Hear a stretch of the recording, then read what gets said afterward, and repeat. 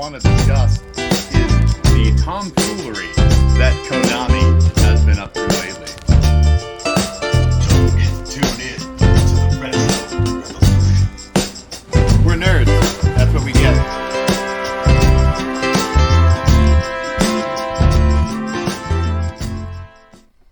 Hey guys, and welcome to the first episode of Cold Nights TV. So, we're planning to have this be a weekly series, basically a capsule to bring you all the same great content we always do in a neat, easily consumable form. We'll be having news, skits, reviews, first looks, retro, and also, every week, we'll be featuring a special collection, whether it's by console or genre, where we can share the games that we love and collect. So, before we go any further, let's head to the news. I've got some bad news for you. Well, Konami has finally released the Metal Gear Solid collection on many consoles, but the Switch, of course.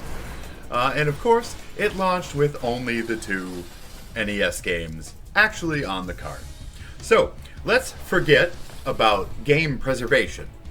I think they may have left all that space on the cart to encourage you, the consumer, to make your own Metal Gear Solid games and share them with the world. Well, Silent Hill Ascension recently dropped, continuing the string of Konami successes. But this is something truly special.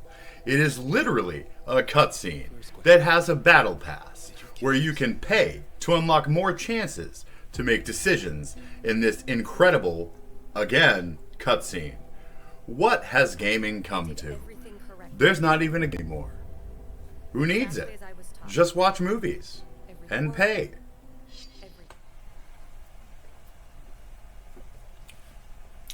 Oh, hey guys. I was just watching this great movie about a dystopian future where video game companies put out systems with detachable disk drives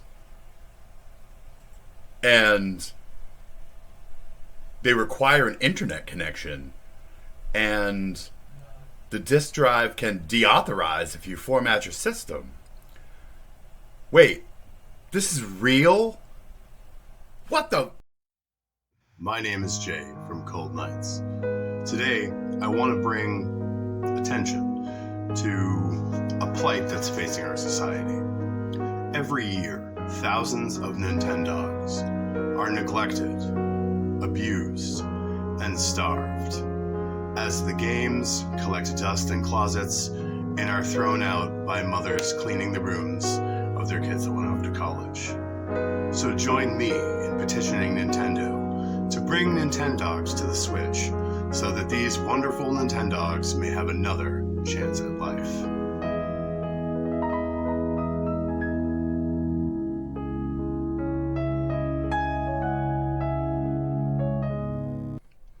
Hey guys, so in our inaugural episode of Cold Nights TV, we are going to be focusing on collecting for the Nintendo DS.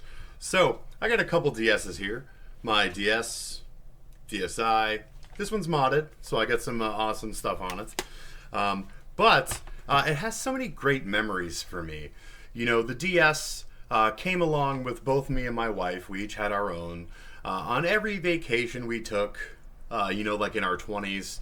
And then I remember, in like the maternity ward while we're both waiting for the birth of my son, we're both playing DS. Right around then was when Ragnarok DS came out, and that was one of our favorite games. So we have such fond memories of the Nintendo DS, and so many people in the community that I've spoken to have such great memories of it. It really is probably not only the most important handheld, but definitely one of the most important consoles, period. Because a lot of people, especially people with interest in JRPG and puzzle games, have had such incredible memories and experiences with the system.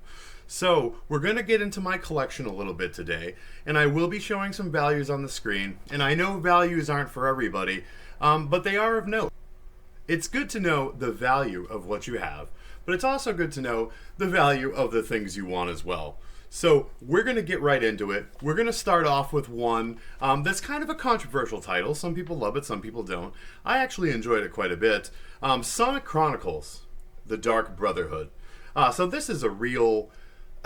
it's an RPG, and I totally enjoyed it, but there's a lot of controversy around it, especially if you were involved in the fandom of the comic books.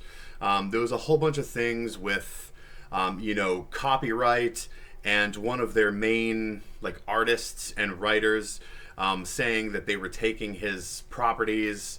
A lot of controversy, but this game is fun. Not everyone loves it, but definitely something to check out.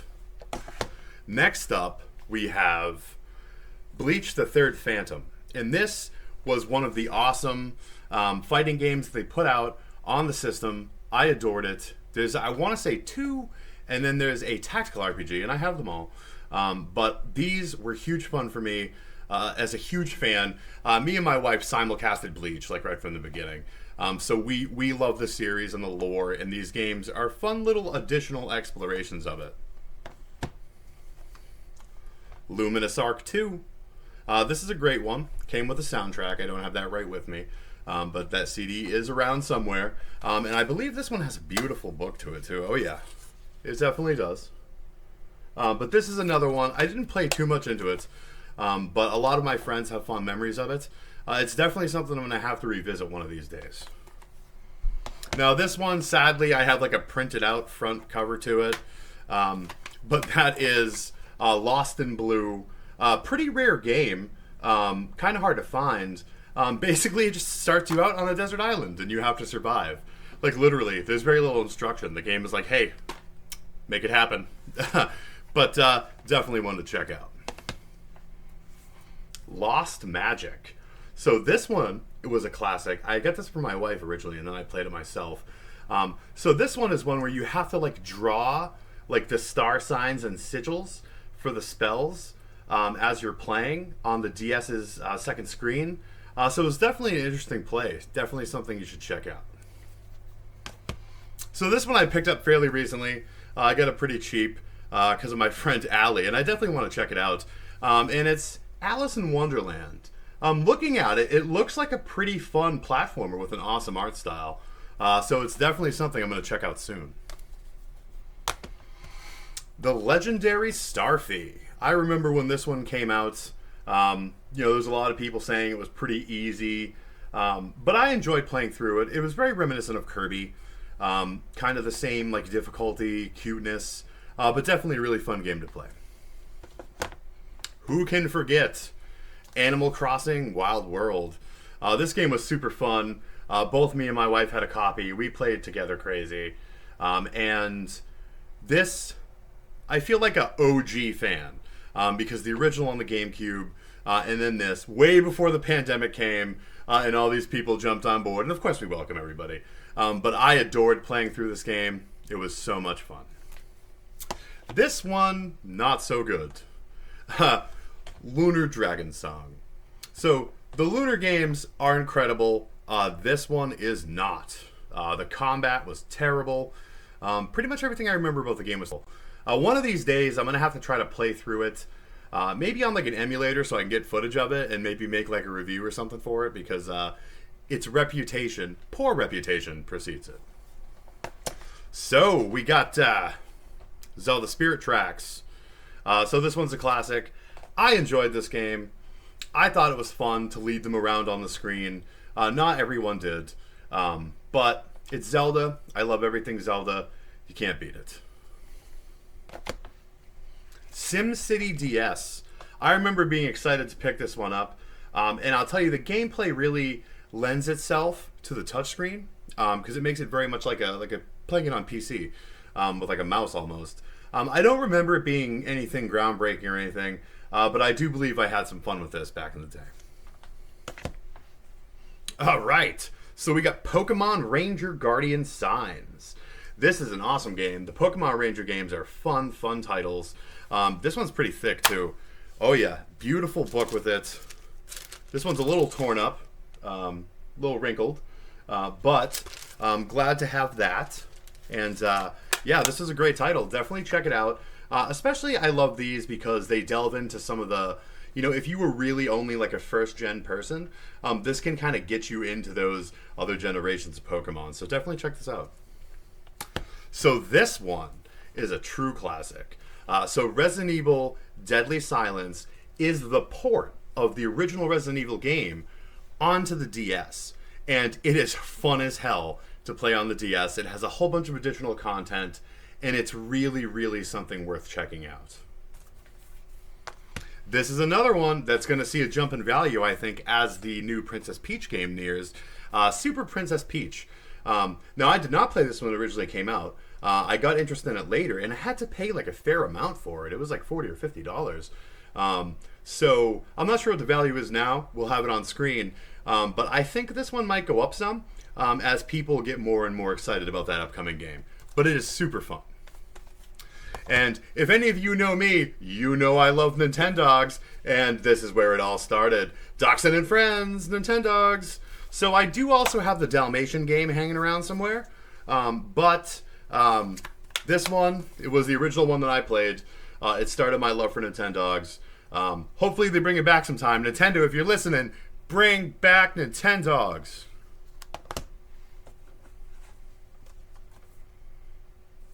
We have, again, for the Nintendo DS, one of the awesome puzzle games that's available. This one was cool because you could turn the DS like a book and play it that way. So that was hugely innovative. Very much like Trace Memory and Jake Hunter. Definitely worth checking out. Speaking of Trace Memory, which is going to have the release of, I believe, the sequel to it. Trace Memory. Great game. I actually have a couple copies of this.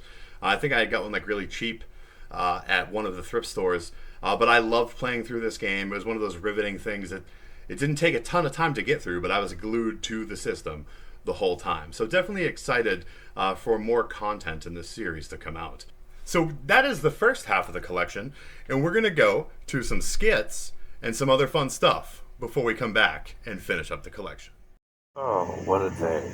I need to try to relax. Maybe I'll just enjoy some delicious McDonald's. Ah! Maybe I'll just play with my puppet some. Ah! What a terrible day. Time to get some sleep. Ah!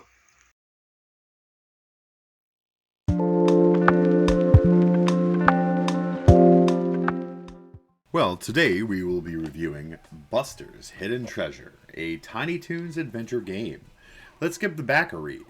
Make a fortune playing a cartoon. Hit it big when you join Buster Bunny on a 33-stage hunt for treasure. So loaded with hair-raising animation, it's like playing in a whacked-out Tiny Toon cartoon. Do you dare set paw on this mysterious island?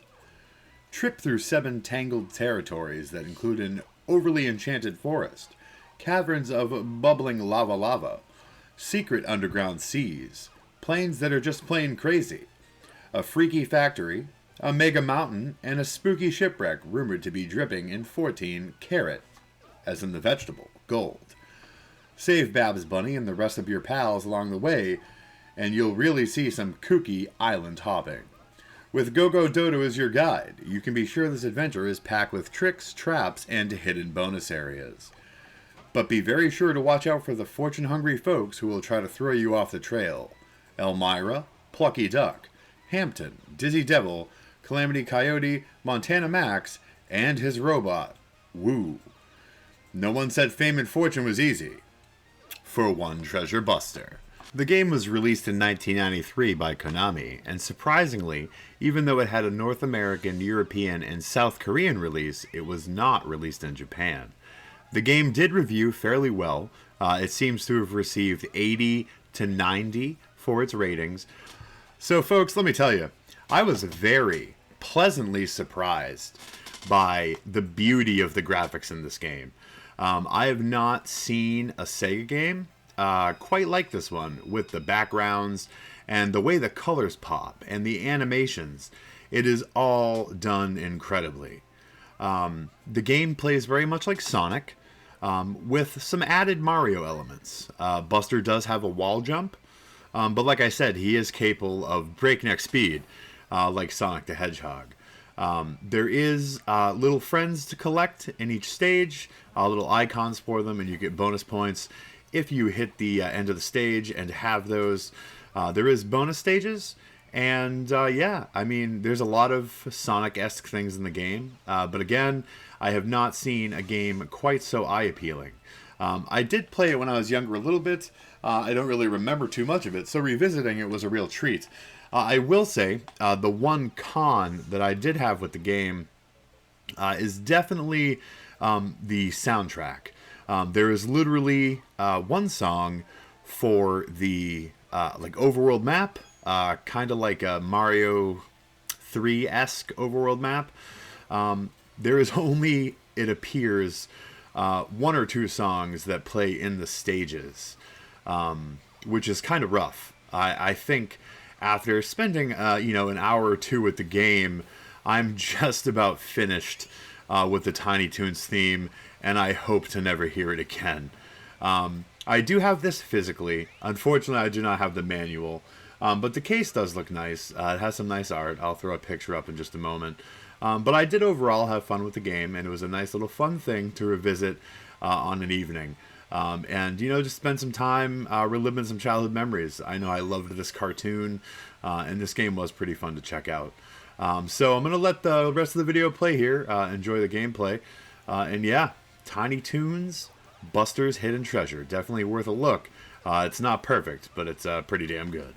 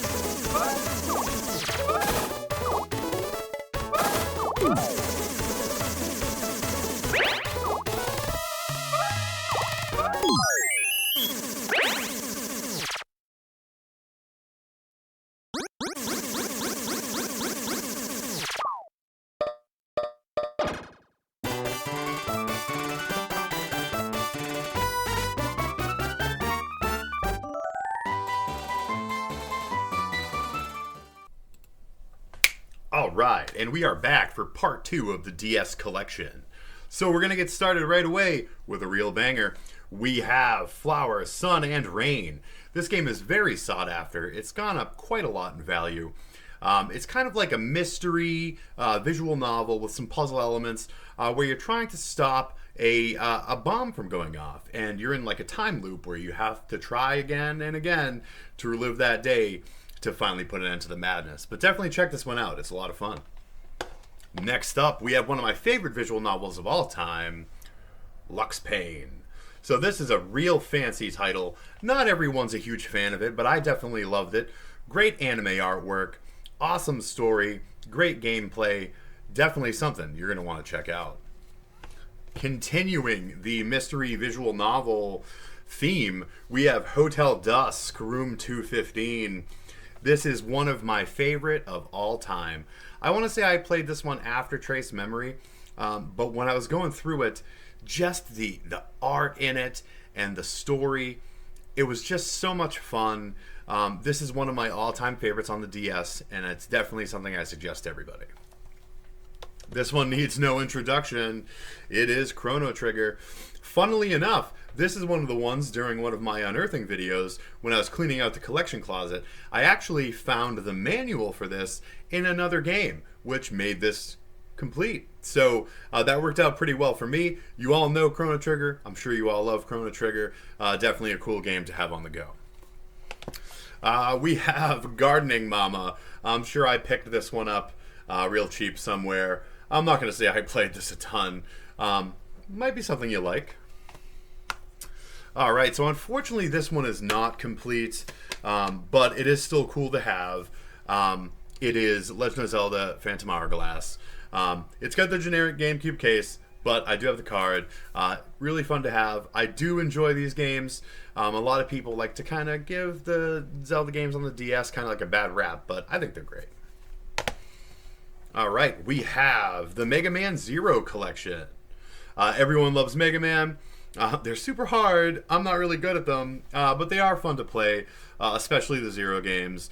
So I definitely suggest everyone pick this one up. All right, guys, this is one of my absolute favorites. I have such fond memories of this, and this is Ragnarok DS. So a little background on it. Me and my wife were both huge MMO gamers, and our favorite MMO back in the day was Ragnarok Online.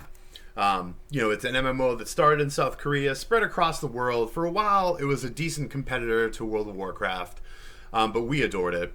I played it so much I became like a market baron in the North American server. But this game was so cool to have all of the art style and story and the classes and characters in the palm of your hand. And it definitely wasn't the exact same gameplay loop, but it was really fun. And it's something that I suggest for everyone, whether or not you're a fan of the original Ragnarok, you might find something that you really like here. All right. We have another generic GameCube case, Legend of Spyro. I love Spyro. I don't even really remember if I played this one or not, but I love the original Spyro games, so I can't not suggest this one. I adored this one to death. I put so many hours into it, and this is the DS version of Final Fantasy III. I remember falling in love with the characters, like Lyneth. This was such a fun game. It was one of the ones that I actually hadn't fully experienced until this, I guess you would call it remake, with the new graphics and all that. But I really enjoyed playing through this, put a ton of hours into it. All right, so back in the day, The Sims was a huge craze, and having it handheld was pretty fun. Sims 2, we love them all. The original ones on PC, like the Herbs on GameCube. These games, they're always something that even nowadays you can pick up for a few hours and just have some fun with it. It may not be something you want to sink tons of time in, but there's still huge communities for all these games of people that do enjoy them enough to put a huge amount of time in it. So definitely check this one out. All right, another one of my awesome detective ones, Jake Hunter Detective Chronicles.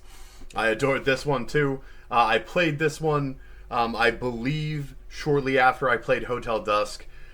These are just amazing. I want to say this one did have a sequel that I do not have. I don't know if it was released in North America.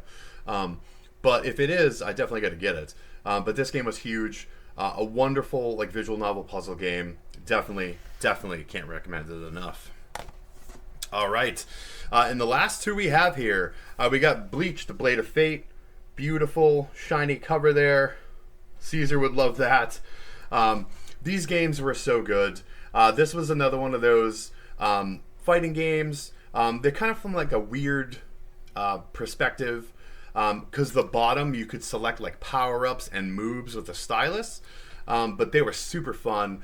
I have fond memories of playing both of those games when I was off on vacations, and like they were a thing. Like we'd be out sightseeing, we'd be having fun during the day, and at night during that quiet time I'd have a baseball game on in the background, and I'd be playing this head down on the bed with the DS. So wonderful stuff.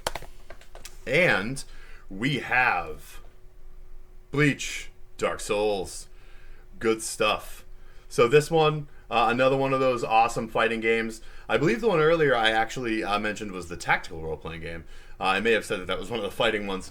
But this was, I think I actually liked this one better than the other one. But I loved developing all the characters and learning how to fight with them. I was so obsessed with this series. Unfortunately, the only real good games were on the DS. I was not a huge fan of the one on the Wii because of the motion controls. I believe that was called Shattered Blade. Yeah. And then they had one on the PS3 that I can't even remember the name of that I do have that was okay. But yeah, so Bleach was where it was at on the handheld. But guys, that is my collection. I'm gonna throw on screen some of my loose games and their values too, because I do have quite a few loose DS games, and quite a few of them are pretty up there monetarily. But yeah, so up next we have a special interview with one of my good friends.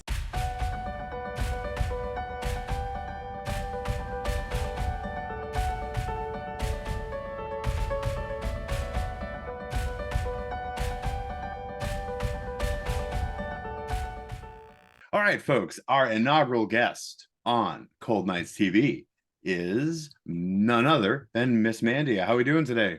Hi, I'm good. How are you? I'm very good, very good. So obviously, the theme of today's show has been collecting for the Nintendo DS. Now I have a pretty nice little collection, but I was kind of wondering, like, what your history with the DS is, and what's your collection looking like? Yeah, so the DS is one of my favorite systems. It's definitely my favorite handheld. I got it for Christmas when I was maybe like 10 or 11 or something. And so like before I got my DS, I was still playing the Game Boy Color. So it was a really big upgrade for me. So it was very exciting. And I remember the first game I got for it was Pokemon Mystery Dungeon Explorers of Time. And I absolutely fell in love with it. It has a like surprisingly emotional story for a Pokemon game, and it just completely blew me away. So that's one of my favorite games for it. And then obviously 9 Hours, 9 Persons, 9 Doors is my number one favorite, which I've talked about on your channel before. And I really love Ace Attorney. And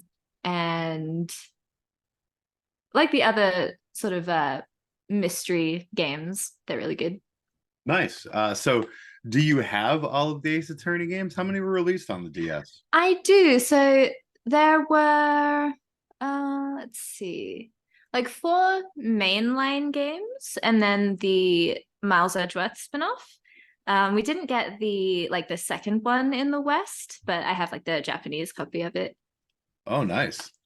Well, that's pretty cool. So what is the like totality of your collection? How many games do you think you have for the DS? Oh, I'm not really sure.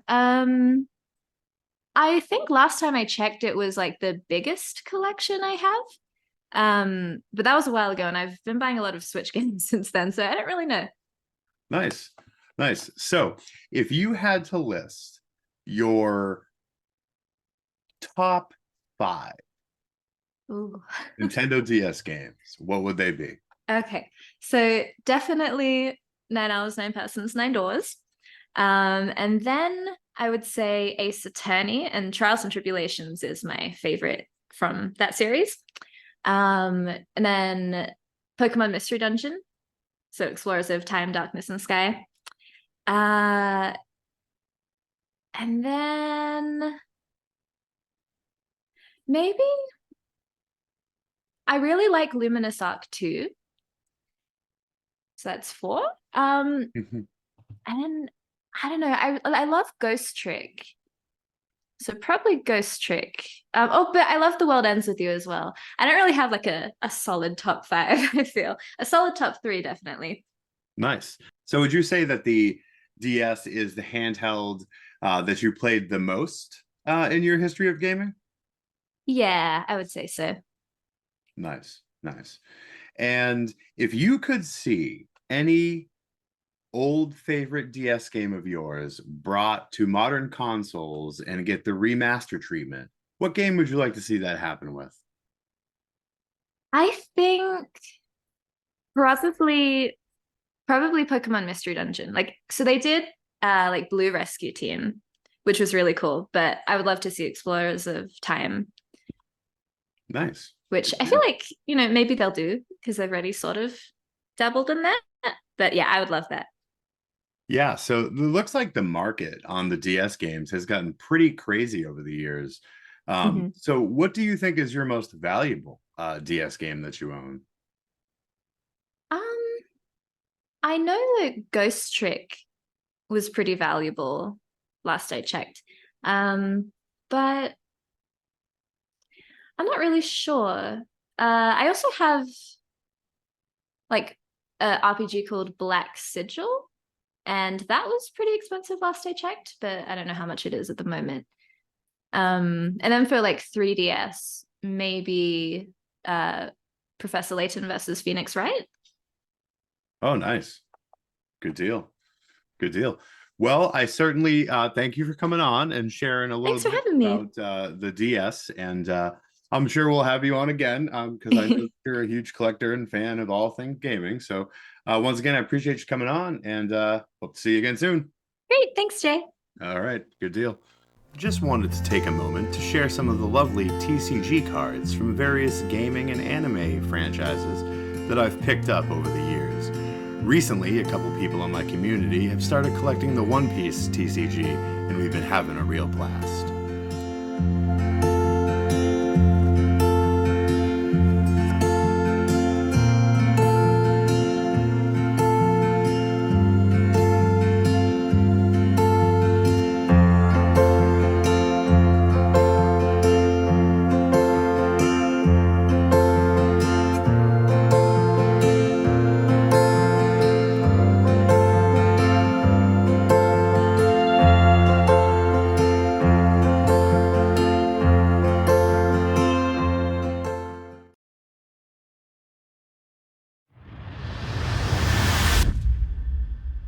Today we have a first look at the Grinch Christmas Adventures for the Nintendo Switch.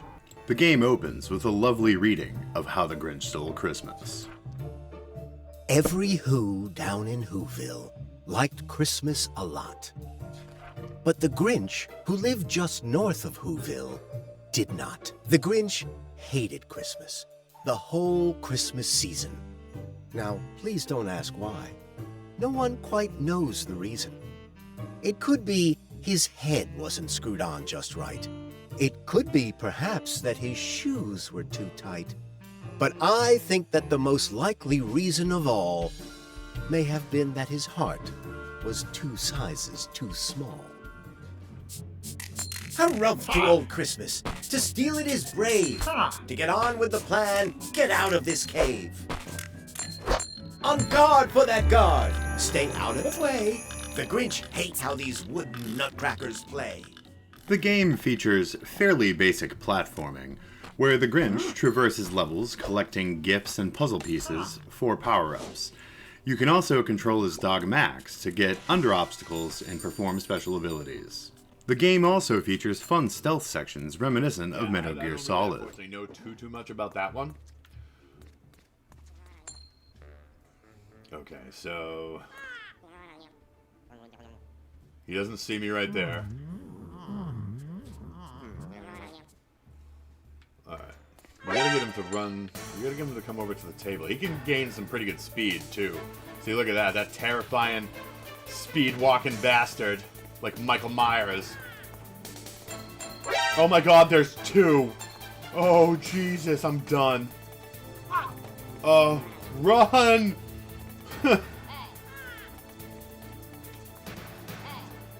Wow. That was pretty terrifying. Yeah, this is like too much. I love the eyes. Oh my god, he's still right there.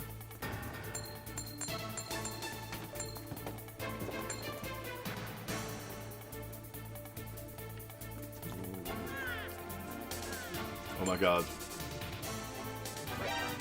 Oh no. Oh, I'm done.